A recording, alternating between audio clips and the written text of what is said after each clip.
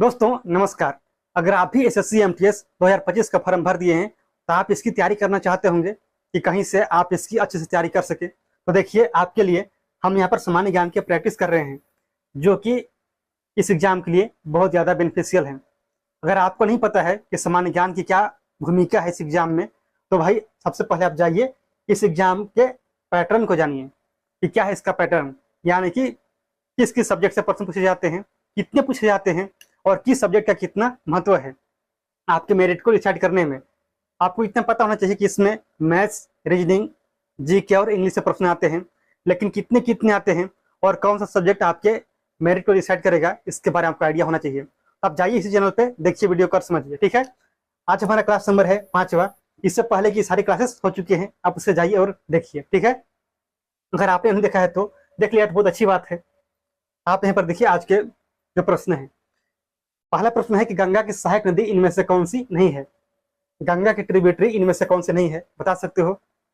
यमुना, सोन, नर्मदा या फिर गोमती। तो आप लोग जानते हैं यमुना प्रयागराज में मिलती है गंगा के साथ, सोन पटना के पास से मिल जाती है, इसके अलावा गोमती ये भी मिलती है उत्तर प्रदेश में ही, आप इतना जानते होंगे।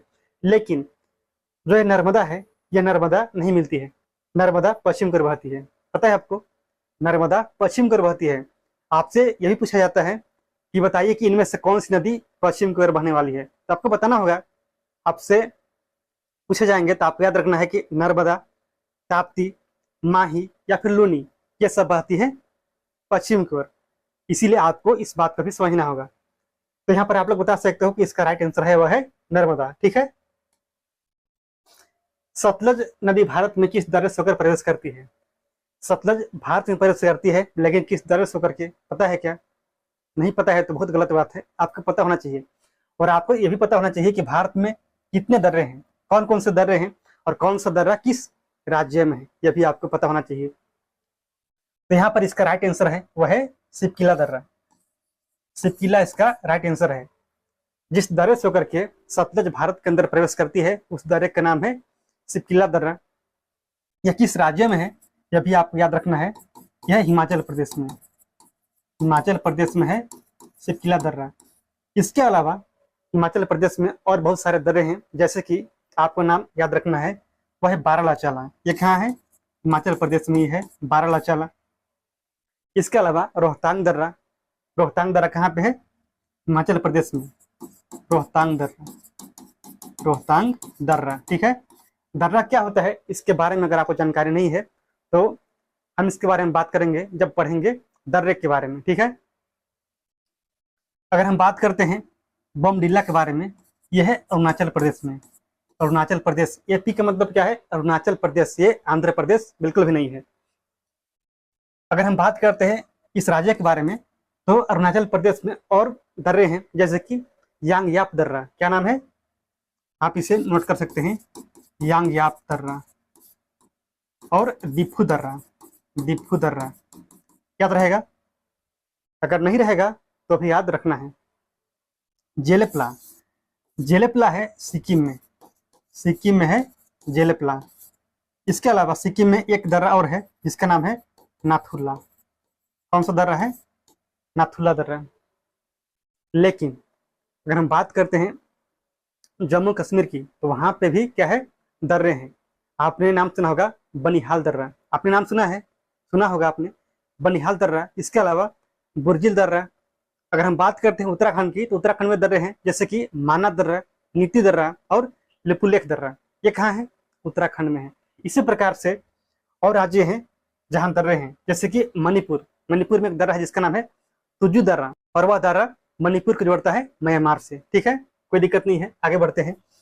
सतपुड़ा की सबसे ऊंची चोटी कौन सी है? Highest peak of Satpura mountain range. इससे पहले क्लास आप देखिए, आपको यहाँ पर मिलेगा इसके बारे में हम लोग बात किए हैं। जो इसकी सबसे ऊंची चोटी है उसका नाम है धूपगढ़ या फिर धूपगढ़ी, सतपुड़ा की। और हम लोग इसके बारे में और बात किए थे। क्या बात किए थे? कि सतपुड़ा एक पर्वत श्रेणी है, एक पर्वत श्रृंखला है। क्या है? एक माउंटेन रेंज है। तो इसमें कुछ महत्वपूर्ण पर्वत हैं, जैसे कि पहला है वह है राजपीपली। कौन सा है? राजपीपली। इसके अलावा दूसरा है वह है महादेव।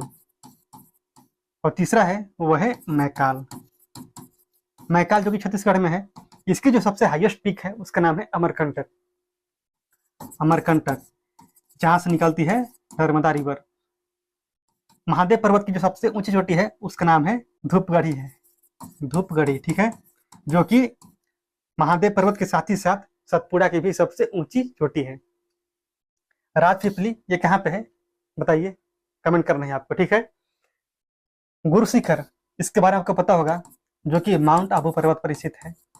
माउंट आबू की सबसे ऊंची चोटी है और माउंट आबू अरावली पर्वत श्रेणी का ही एक हिस्सा है। कोई दिक्कत बिल्कुल नहीं। किस राज्य में है? तो राजस्थान में।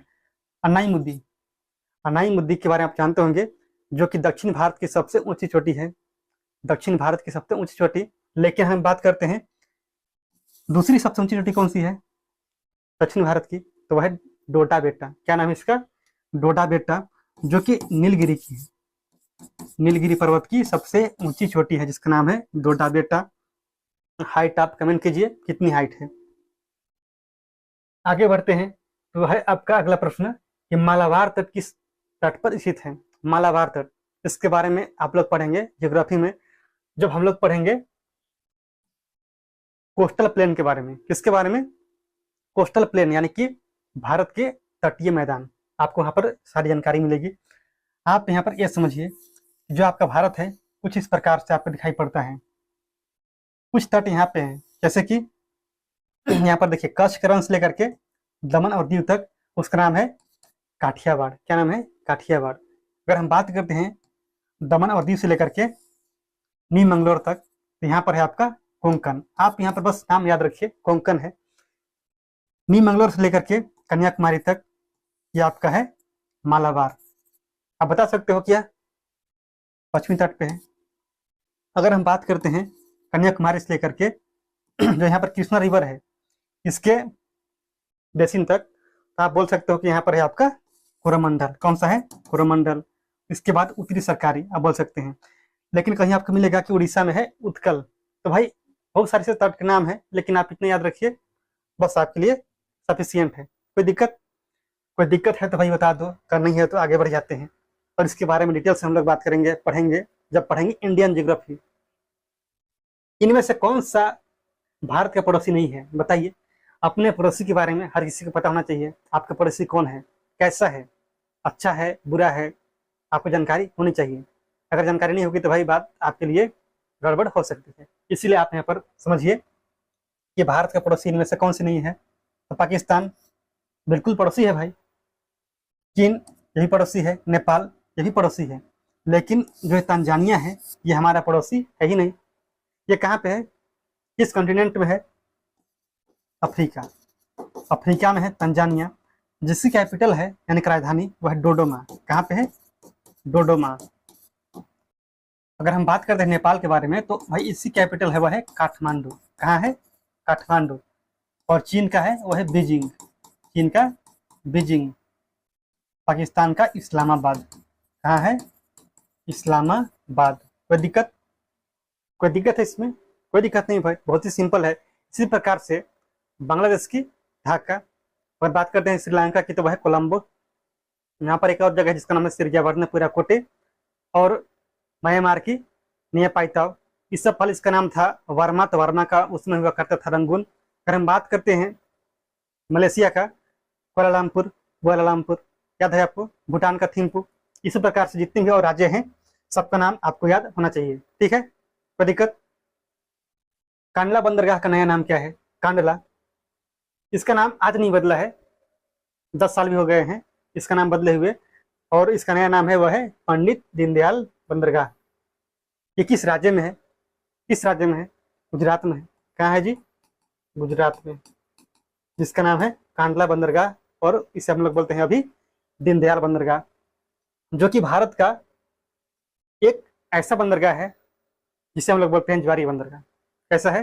तो ज्वारीय बंदरगाह यानी कि टाइडल पोर्ट। इसका मतलब क्या होता है तो एक्सप्लेन करेंगे हम इसके बारे में जब पढ़ेंगे बंदरगाह के बारे में, ठीक है, कि टाइडल पोर्ट का मतलब क्या होता है। अगर हम बात करते हैं मुंबई बंदरगाह के बारे में, तो ये भारत के सबसे प्राकृतिक सर्वश्रेष्ठ बंदरगाह है। सबसे बिजी भी है, बिजिएस्ट बंदरगाह, बिजिएस्ट पोर्ट आप बोलेंगे भाई इंग्लिश में। जबकि आप लोग हैं इंग्लिश मीडियम के स्टूडेंट और हम हैं हिंदी मीडियम का। मुंबई में एक और बंदरगाह है जिसका नाम है न्हावा शेवा। क्या नाम है उसका? न्हावा शेवा उसका नाम था, लेकिन अब उसका नाम हो गया है JNPT। JNPT यानी कि जवाहरलाल नेहरू पोर्ट ट्रस्ट, जो कि भारत का सबसे बड़ा पोर्ट है, कंटेनर पोर्ट। भारत का सबसे बड़ा कंटेनर पोर्ट वह कौन सा है? जवाहरलाल नेहरू पोर्ट ट्रस्ट, जिसका नाम है, पहले था न्हावा शेवा। कोची बंदरगाह ये कहाँ है? तो कोचीन में है, यानी केरल में है। गुजरात बंदरगाह ऐसा कोई नाम है भी नहीं, गुजरात में ही सारे बंदरगाह हैं, जैसे कि मुंद्रा पोर्ट जो कि अडानी का है, प्राइवेट है। गंगा नदी को बांग्लादेश में किस नाम से जाना जाता है? भाई इसके बारे में कितनी बार बात करें, बताइए कितनी बार बात करें इसके बारे में कि गंगा का नाम बांग्लादेश में क्या है? वह है पद्मा। क्या नाम है? पद्मा। आप लोग जानते हैं तो बहुत अच्छी बात है, नहीं जानते हैं तो आप इतना जानिए कि पश्चिम बंगाल में जब गंगा नदी पहुंचती है तो वहां पर एक बराज बना हुआ है। क्या है? एक बराज है। उस बराज का नाम है फरक्का। क्या नाम है? फरक्का बराज। जब नदी पहुंचती है वहां पर तो नदी दो हिस्से में बढ़ जाती है भाई। दाहिनी ओर नदी जब बहती है तो उसका नाम होता है हुगली, और जो नदी सीधे निकल जाती है उसका नाम क्या होता है? भागीरथी। ठीक है, यानी कि वही गंगा होती है तो भाई जाती है बांग्लादेश में, उसका नाम वहां पर बदल जाता है।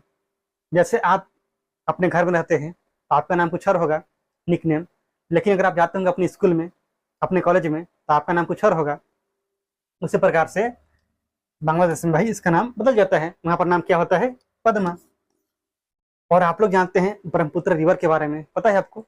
ब्रह्मपुत्र रिवर जो कि भारत की सबसे चौड़ी रिवर है, लेकिन गंगा सबसे लंबी है। कितनी लंबाई है गंगा की? 2525 किलोमीटर।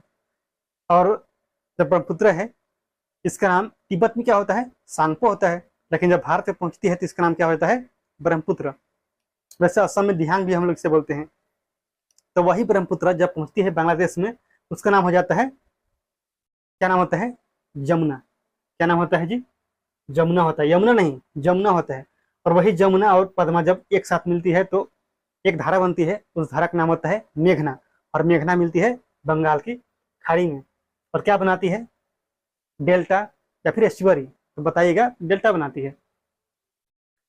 जो नदियां मिलती है अरब सागर में, ऐसा बनाती है एस्चुअरी। ठीक है, यानी कि ज्वारनदमुख।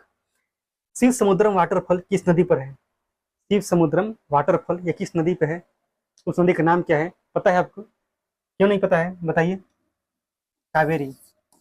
Kaveri is the right answer. Kaveri नदी पर ही क्या है? शिव समुद्रम वाटरफॉल है। कोई दिक्कत इसमें? बिल्कुल नहीं है। और सबसे ऊंचा जलप्रपात कौन सा है? उसका नाम क्या है? तो है गरसोप्पा। इसे बोला जाता है जोग वाटरफॉल। यह किस नदी पर है? तो शरावती। कौन सी नदी? शरावती। किस राज्य में है? गोवा में। किस राज्य में? गोवा में, याद रहेगा। अगर हम लोग बात करते हैं गोदावरी की, भाई गोदावरी में एक वाटरफॉल है, उस वाटरफॉल का नाम है सोमेश्वर। क्या नाम है? सोमेश्वर। वैसे आपको पता होना चाहिए कि कौन सी नदी कहाँ से निकलती है। उसी प्रकार से आप बताइए गोदावरी कहाँ से निकलती है? तो महाराष्ट्र में एक पहाड़ी है जिसका नाम है त्र्यंबकेश्वर। त्र्यंबकेश्वर की पहाड़ी, वहीं से निकलती है गोदावरी, जाकर गिरती है बंगाल की खाड़ी में। कावेरी निकलती है ब्रह्मगिरी पहाड़ी से। ब्रह्मगिरी कहाँ जाकर गिरती है? बंगाल की खाड़ी में। कृष्णा यही पश्चिमी घाट से निकलती है, जाकर गिरती है बंगाल की खाड़ी में। अगर हम बात करते हैं चंबल की, भाई चंबल में कुछ वाटरफॉल है क्या? बिल्कुल है। चंबल में जो वाटरफॉल है उसका नाम क्या है?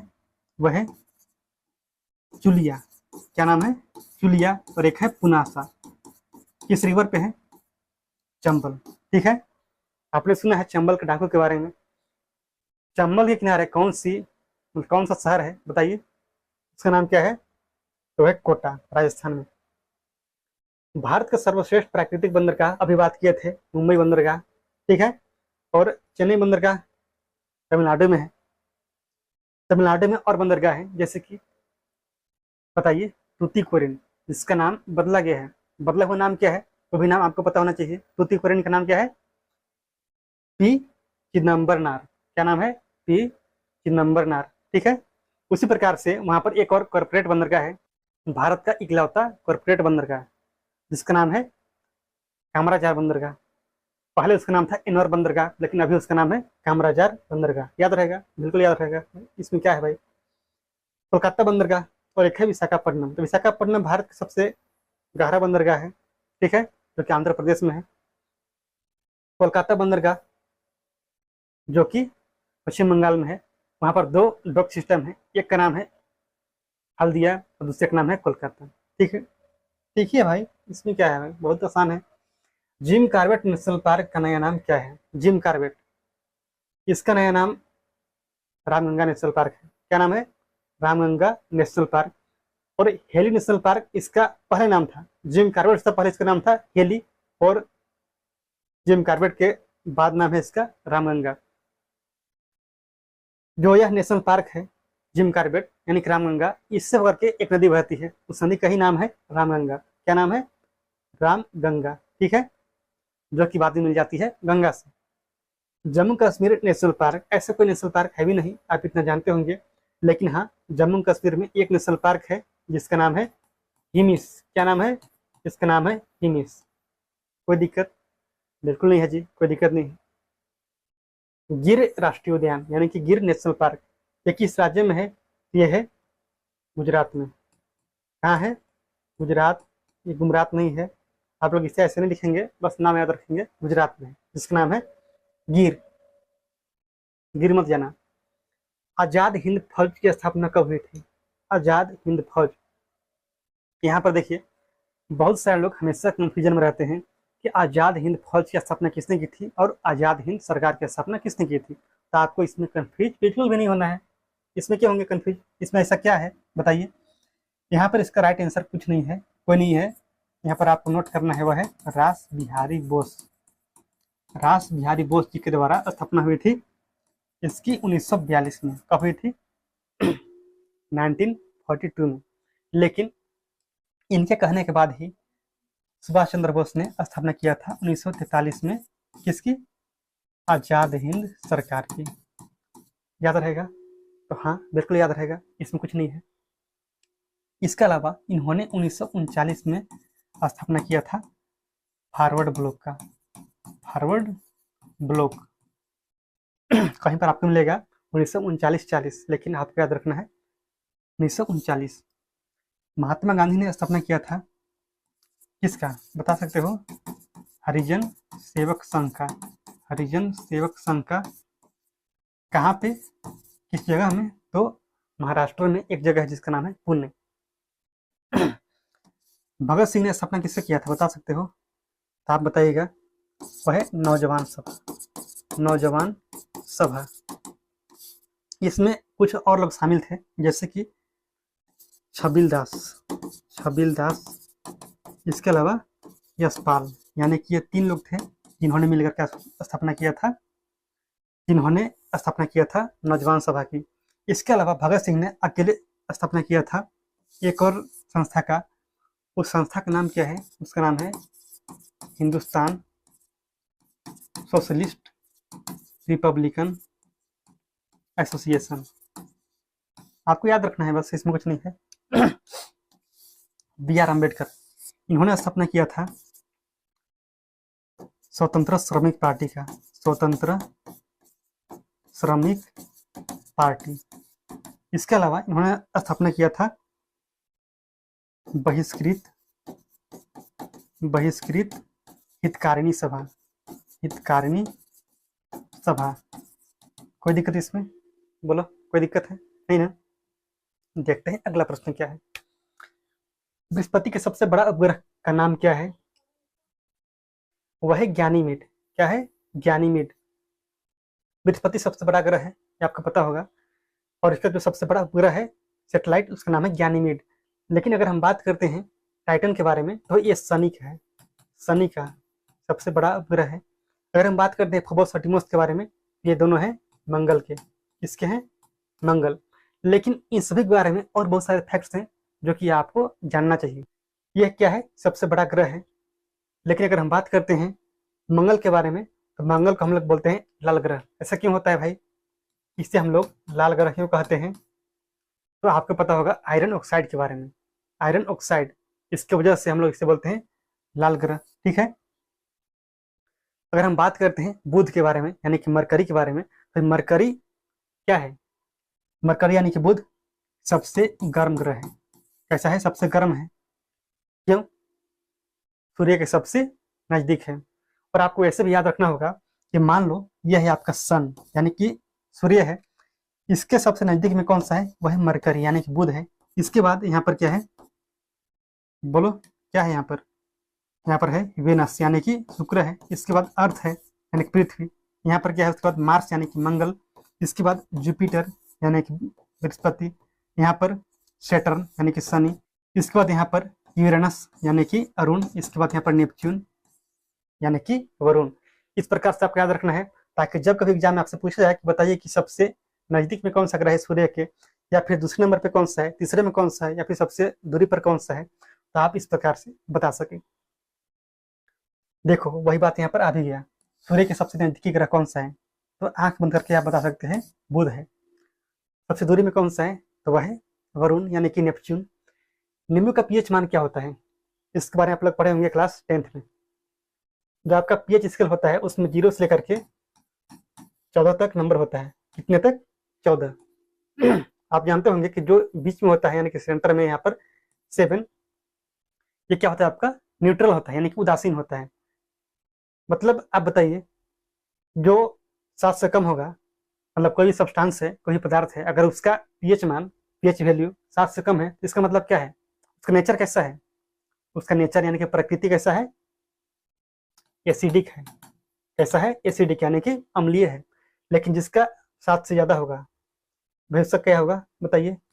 बेसिक होगा, सिंपल सी बात है, यानी कि क्षारीय होगा। तो यहाँ पर आपसे पूछा गया है नींबू का, तो आप लोग जानते हैं कि नींबू कैसा होता है? खट्टा लगता है, सॉर इन टेस्ट, पता है आपको? तो भाई सिंपल है, इसका पीएच मान 2.2 है। इतना तो आपको पता ही होगा। लेकिन अगर मान लेते हैं हम किसी भी सब्सटेंस का पीएच मान है 14, तो वह कैसा होगा? तो उसका नेचर कैसा होगा? बेसिक होगा। बेसिक यानी कि क्षारीय होगा, अल्कलाइन होगा। कैसा होगा?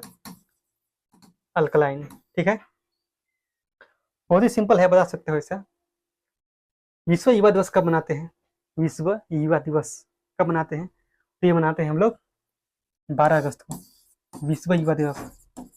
अगर हम बात करते हैं राष्ट्रीय राष्ट्रीय युवा दिवस, नेशनल यूथ डे, तो 12 जनवरी को। क्यों मनाते हैं?